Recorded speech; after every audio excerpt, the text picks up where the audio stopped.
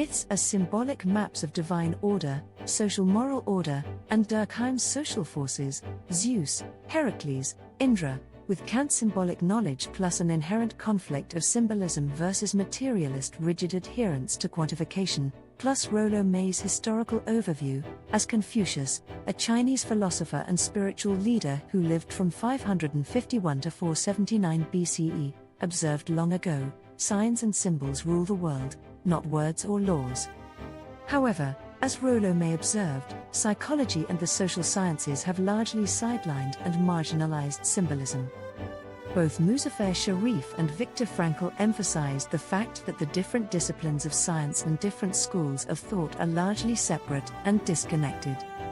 The Symbolic Interactionism school of thought, that emerged roughly around 1890 to 1910, is a sociological theory that focuses on how people create meaning through social interactions, create meaning based on the argument that language and symbols construct the social world. Though mostly outside mainstream social sciences, social symbolism has made some progress.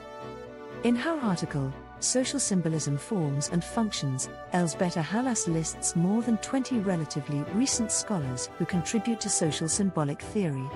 Halas states, communicative action is a collective process. Basically, the life of a group is organized around communication. More profoundly, groups exist only on the ground of common symbolization of their members. The modern world has proved Confucius right. For better or worse, political and religious symbols are the most salient in today's world. The Nazi regime manipulated symbols to create motivations in members and promote their ideology. They used propaganda largely grounded in symbols and symbolism to advocate their biased version of truth. The Nazis also encouraged the removal of religious symbols. Religious symbols are also extremely popular. The symbol of Jesus Christ on the cross is a prototypal symbol. Balaganapathi Devarakonda provides an excellent synopsis of symbols and symbolism. It was the exercise of the symbolic faculty that brought culture into existence, and it is the use of symbols that makes the perpetuation of culture possible. Without the symbol there would be no culture, and man would be merely an animal, not a human being. Our contact with the world outside is based on symbols. Our language is nothing but symbols. The scripts are still more so. Our art, our poetry, in fact, every aspect of life is based on symbols. We think in symbols, we act in symbols. We live in symbols, we learn in symbols. This view is also advanced by Leslie A. White as well as the famous anthropologist, Clifford Geertz. Heschel observes that flags are an excellent illustration for symbols, something Balaganapathi as well as D. Butts agree with. Both highlight the fact that national symbols can evoke powerful emotions. I apply that concept to symbols and symbolism of justice, which is historically proven by countless protests against injustice throughout history. The earliest historical protest, revolt, was in the city of Lagash in ancient Sumerian civilization. Urukagina overthrew the corrupt Ensi-Lugalanda around 2375 BCE.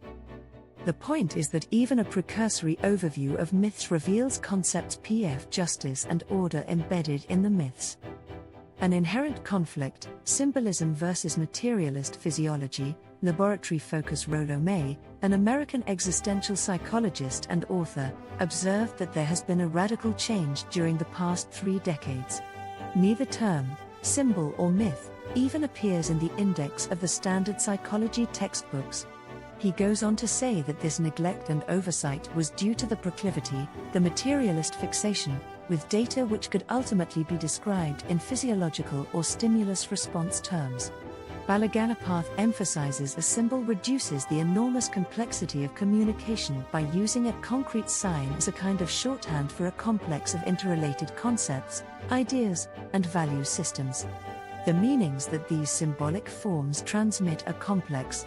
Instead of standing for a single referent, they evoke a variety of meanings, some of which may be ambiguous. E. Halas, a scholar and author, confirms that view when she states, of primary importance is the concept of generic metaphor, around which the dominant symbolism of some social group is created. Turner, 1978, 246, Miles, 1950. 86. These are key representations set in a symbolic system, which condense numerous meanings and unify multiple signs, such as an open society or a rule of law. Their main feature is an ideological component, i.e., a reference to moral order, the principles of social organization, norms and values. Turner, 1978, 247. Of course, the inherent complexity with condensed encoded information makes symbols unsuitable for strict rational analysis and the rigid adherence of materialist methodology to quantification. So, symbols which are essential to human consciousness got sidelined and marginalized because it didn't fit their framework and methodology. In that light, a point of order on models and maps might be helpful. 1. Ian McGill Christ, Muzafer Sherif. Kant's state real-world context is vital and people are the only source for true real-world context for spiritual religious beliefs. 2.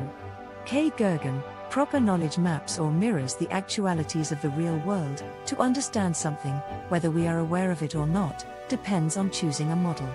Ian McGill Christ. Furthermore, symbolic maps of social moral order are relevant in light of recent research. 3. Durkheim's model. The forces before which the believer bows are not simple physical energies, such as are presented to the sense and the imagination, they are social forces. Emile Durkheim. 4. Ramon Reyes' model. In sum, one social and moral order encompasses the living, the dead, the deities and the spirits, and the total environment. Modern model of symbolization. E. Halas observes that the processes of symbolization that interest the sociologist have a pragmatic character, or, to rephrase it, are productive for social processes, since they create a social order, express meaning and control actions. Symbols are not autonomous. They constitute tools of action, indicating and dramatizing social relations. The essence of symbols. Balaganapathy goes on to say that though man and his life ultimately are symbolic, there are more evident symbols in man's creation. These symbols are the substitutes or suggestions of abstract things. They are more concrete in nature. Thus, superimposing an idea on a thing or invoking a deity in an image is symbolization. Symbols are used for both concealment and revelation. They conceal partly the essential content from an ordinary person and partly reveal it by suggesting it. That is entirely consistent with Kant's theory of symbolic knowledge. Wikipedia states that Kant's Critique of Pure Reason has often been cited as the most significant volume of metaphysics and epistemology in modern philosophy. John Glenn stresses that Kant, 1724–1804, focused on symbols as basic concepts, the categories and the ideas of reason, which the human mind employs, can only come to be conceived because they are capable of being first presented in concrete symbolic form. Invoking a deity in an image doesn't mean that the divine doesn't exist. What it means is that human beings understand and connect with the divine through symbols and symbolism. This is consistent with early Christian mystics and leaders such as Saint Gregory of Nyssa and Saint Augustine, who viewed God as beyond words and beyond comprehension. Kant also stated that God is not a suitable subject for scientific investigation or knowledge.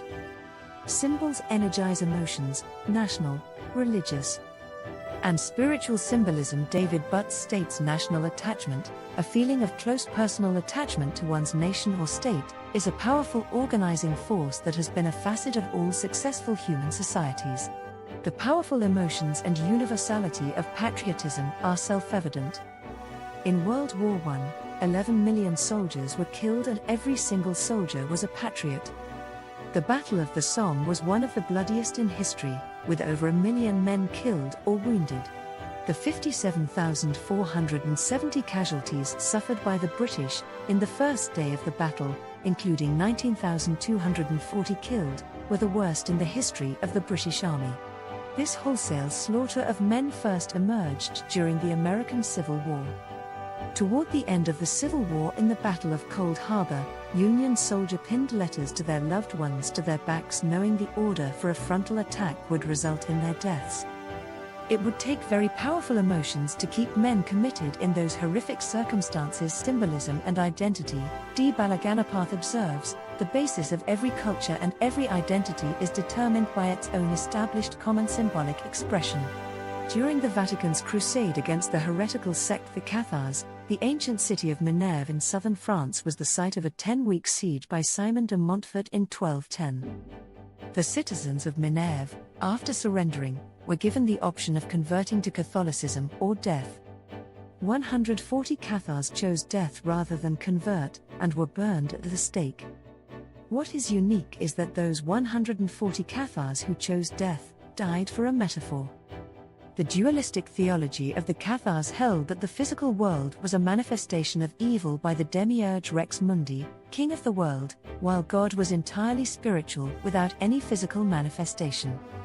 So, symbolism can invoke powerful emotions and are intricately connected with motivations in some circumstances.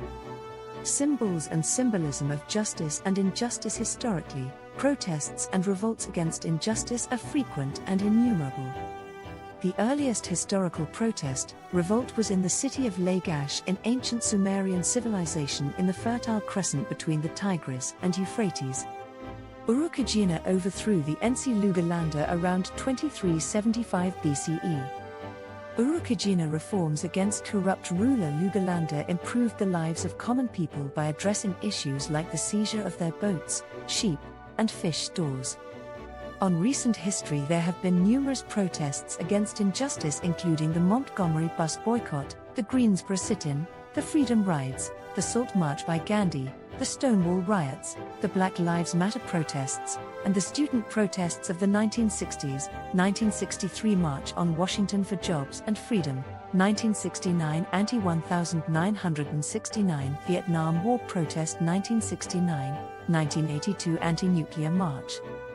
The People's Climate March, in 2014, this was one of the largest protests in U.S. history. These examples demonstrate the enduring struggle for fairness and equality in diverse societies and cultures. The inescapable conclusion would be that there is a built-in, hardwired value for justice and fairness in human consciousness, and the existence of unconscious symbols associated with the concepts of justice and equality. Symbols and Spirituality. The Synthesis Consensus of Viktor Frankl, Carl Jung, William James, and Emil Durkheim asserts that spirituality can create a sense of reality and also that unconscious spiritual symbols are emotionally energized. William James emphasized that they, spiritual experiences, determine our vital attitude as decisively as the vital attitude of lovers is determined by the habitual sense. Furthermore, Nancy Ferlotti states, affect emerges from archetypes, which are the a priori ordering principles of nature, the world, and the psyche. Donald Kolsched observes, archetypal energy is rooted deep in the unconscious and it is archaic, primitive, and also typical. Archetypal energies and effects are not easily assimilated by the conscious mind. Myths are symbolic maps of social consciousness. Mesopotamian, Zeus, Indra, Germanic. An overview of Mesopotamian gods reveals numerous examples of symbolic maps of social consciousness. Shamash, the solar deity and judge of gods and men, Shamash was known as the god of justice and equity. He was a member of the Anunnaki, a special class of Mesopotamian gods. Marduk, the Babylonian god of justice, compassion, healing, and magic, Marduk was also the patron god of Babylon and was sometimes considered the god of creation. Enki, the Babylonian god of wisdom and fresh waters, Enki was also the god of magic and the patron of craftsmen, artisans, and exorcists. Nabu, the god of wisdom and learning, Nabu was the scribe of Marduk and had the ability to make prophecies come true by writing them. Inanna, also known as Ishtar or Astarte, Inanna was the goddess of sex, war, and justice. She was also known as the Queen of Heaven and was believed to have the ability to change a person's gender. Enlil, a central deity in the Mesopotamian worldview, Enlil was both creator and destroyer, with unalterable authority and control over fate.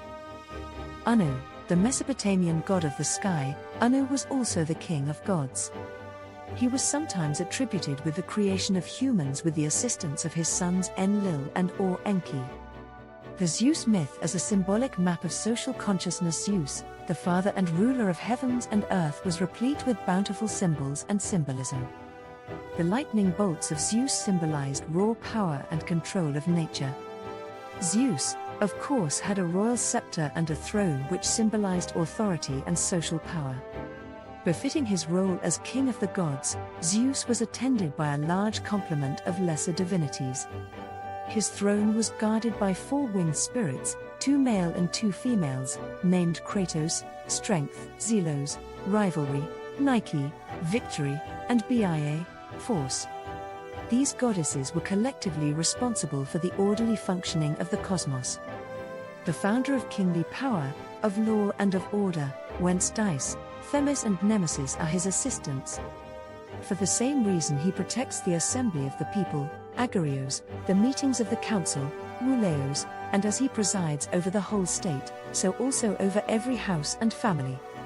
He also watched over the sanctity of the oath, Porcios, the law of hospitality, Zenios, and protected suppliants. He avenged those who were wronged, and punished those who had committed a crime, for he watched the doings and sufferings of all men. Furthermore, Zeus was the source of prophetic power, and everything good as well as bad comes from Zeus, and according to his own choice he assigns their good or evil lot to mortals, and fate itself was subordinate to him.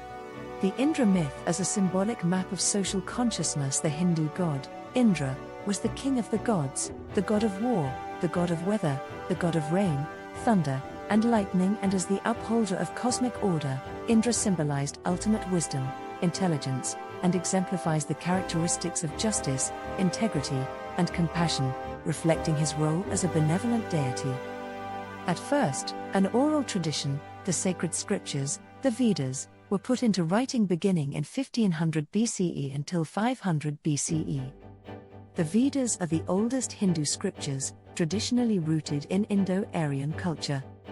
The Vedas are perhaps roughly parallel in timing to the Mycenaean society, which dates from 1750 BCE to 1050 BCE and employed linear B writing. The Hindu god Indra is parallel to the Greek god Zeus. Indra's primordial parents were Dyaus Pitta and earth goddess Prithvi. In fact, the Mycenaean linear B name for Zeus was Diwi/Diwo. The linguistic origins of the Hindu sky god Dyaus are rooted in the Proto-Indo-European deity Dias Ph2 Tur, which means daylight sky father, similar to other gods like Zeus Pater, Illyrian, Dei Petrus, and Jupiter. As the celestial ruler, Indra was ruler of the gods and Svarga, heaven, as well. Yet, Indra was the god of war, the god of weather, and the god of rain, thunder, and lightning in the Rigveda, which are remarkably similar to deities in other Indo-European cultures like Jupiter, Heron, Percunus, Zalmoxis, Taranis, Zeus, and Thor.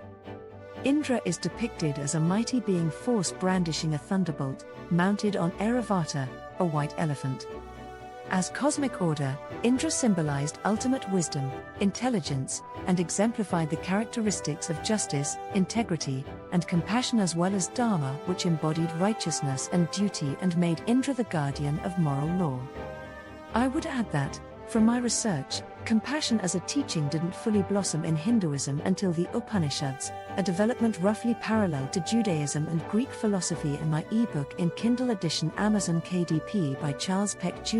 you can read the full story, Myths as Symbolic Maps of Social Forces, Durkheim, Zeus, Heracles, Thor, Indra, Germanic with Kant's symbolic knowledge, and Balaganapath, Life is Based on Symbols, 3 sections not in the video. Norse mythology, a different social consciousness. Carol Cusack in her essay on Durkheim and ancient Germanic culture observes, the relationship of the social classes and their particular gods is elaborated in Eddaic poem Rikstula, which tells how the god Heimdall became the progenitor of the 3 social classes. Models of social consciousness, social forces and social moral order, and myths. The forces before which the believer bows are not simple physical energies, such as are presented to the sense and the imagination, they are social forces. Emile Durkheim Ramon Reyes highlights the unifying aspect of spirituality in prehistoric Philippine societies. In sum, social and moral order encompasses the living, the dead, the deities, and the spirits. The spiritual and religious beliefs created a social consciousness. Social perception consciousness is social order. Death is a figment of your imagination. supernatural model as a swindle. William A. Miller and Carl E. Torreson state a philosophical basis for this perspective is materialism, the belief that there is nothing to study because spirituality is intangible and beyond the senses, which creates the illusion and fallacy that spirituality is unreal. Plus the supernatural fallacy. That is a widespread maladaptive stereotype. If you consider the concept of death, which is intangible, then, following the materialist line of argument that makes death a figment of your imagination, which is absurd of course. The argument that all spirituality is unreal is equally absurd, on several levels.